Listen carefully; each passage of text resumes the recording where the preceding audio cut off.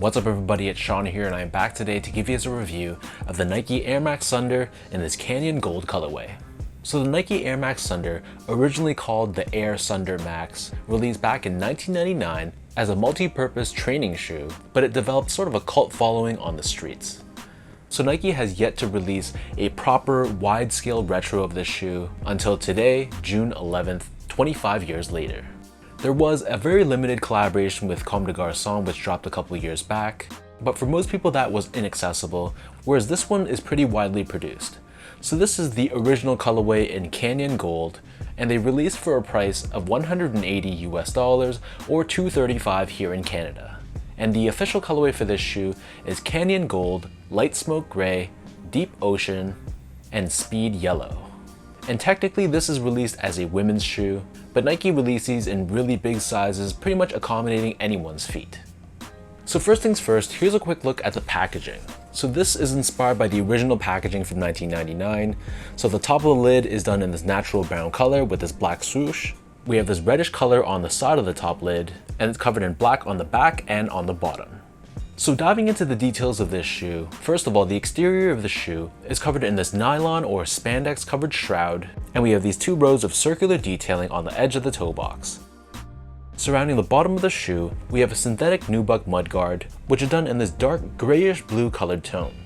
And then glued on top of this, we have these reflective 3M overlays which kind of look like dominoes. And this covers the entire mudguard on both sides of the sneaker. On the lateral side only, we have this small Nike mini swoosh, which is fused onto the spandex. And then you can see how the spandex progresses to more of an orange tone towards the heel. Covering the heel of the sneaker, we have more of that synthetic nubuck. The panel here is debossed, and then hanging off the top, we have a nylon pull tab with Nike Air branding, and this is done in a deep yellow colored tone. So the spandex shroud can be opened and closed using a zipper. So first off, we have Air branding on the base of the zipper, and then there's this rubberized ring that's attached to the zipper, and this is actually fixed in this angle, so the ring itself actually doesn't flip forward or backwards. And then when you unzip this down and reveal what's underneath, we have another layer here which is constructed out of a gray colored mesh. So the inner booty sits within the spandex exterior, and we have a traditional lace setup here.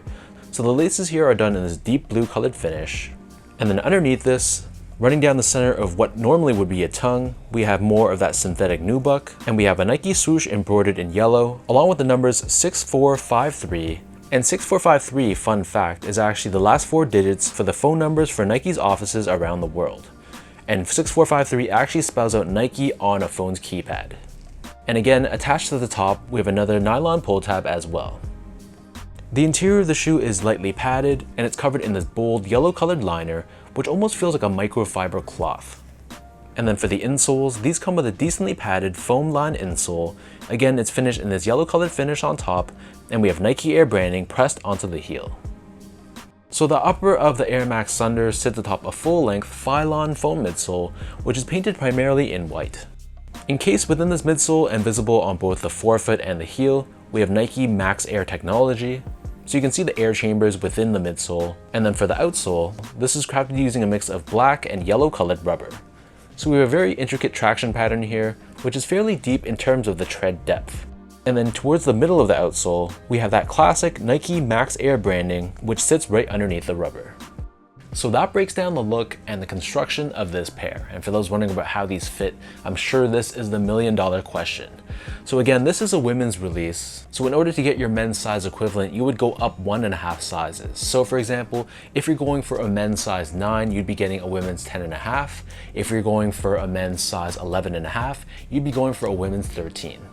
So my foot measures as a true size 10, slightly on the wider side, and I got these in my true size 10 or women's 11.5. So trying these on, the length of the shoe is absolutely fine. There's just about a thumb's width space between the top of the shoe and the top of my toe, which I think is definitely enough. Any more than a thumb's width space I feel like would have been a little bit too roomy. So while true to size fit me perfectly from a length perspective, they felt a little bit snug around this area right here where the ball of my foot is. It's not snug enough that I feel like it's unbearable or uncomfortable, but what actually did feel uncomfortable for me is when I zipped up this shroud. So because there's laces underneath, and the fact that it zips up pretty narrow and snug, I can feel the pressure of the knot of the laces against my foot. Maybe it's just a matter of having to break them in, but initially I feel like they would only be bearable if I was to rock these with this unzipped like this. So in this case, I don't feel the pressure on top of the lace knot, and it gives my foot a little bit more width and more room to breathe. So long story short, I feel like if you have a narrow or normal width foot and you don't mind a snug one-to-one fit, go true to size.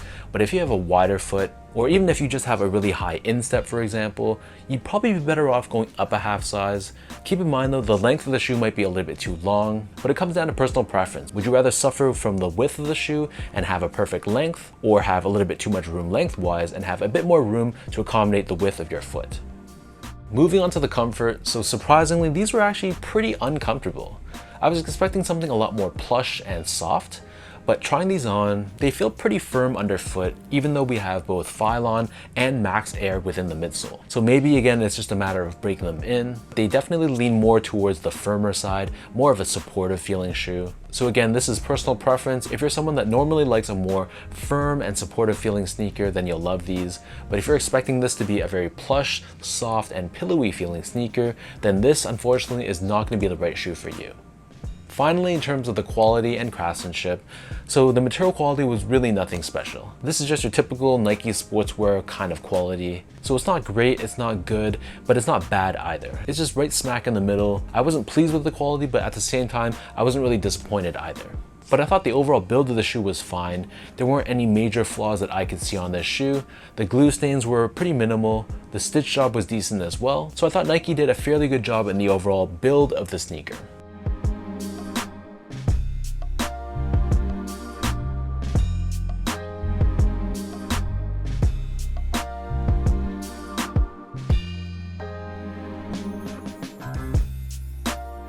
So with all of that out of the way now, let's toss these on feet. I'll lace them up and I'll show you guys how these look.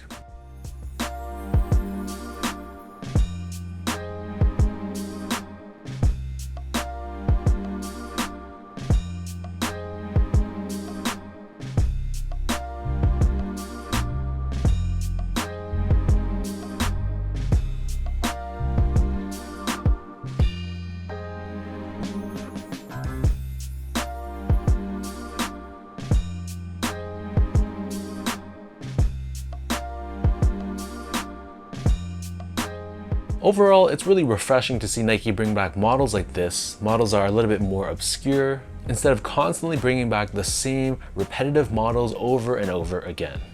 Obviously, we know that Nike's in a bit of a trying time right now, and I think releasing the same colorways of Air Force Ones, Air Max Ones, Air Jordan Ones, I just don't think that's gonna work anymore, and they really gotta either dig into their archives and bring back some of their more lesser known models to life, or do a better job forward looking and bring back that amazing innovation that Nike was once known for.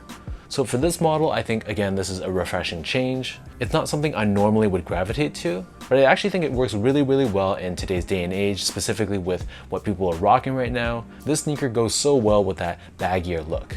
And I know Nike is planning to release a couple other colorways as well. We have that pink colorway and a neon or volt colorway as well. So if you guys struck out on this release, I'm sure there's going to be plenty of chances for you to grab future colorways down the road.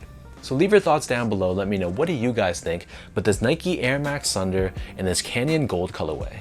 For everyone watching, did you pick up a pair of these? And if you did you go true to size, half size up? What are your thoughts on the sizing and the fit of this shoe? And if you guys enjoyed this video, be sure to like, comment, and subscribe to my channel if you haven't yet. You can follow me on Instagram at esco8, check me out on X at sean.go_spoutout, and visit my website at seango.ca. So thank you everyone for watching. Hopefully you guys enjoyed this review, and hopefully it helped you in some way. Appreciate the continued love and support, and I'll catch all of you in my next video.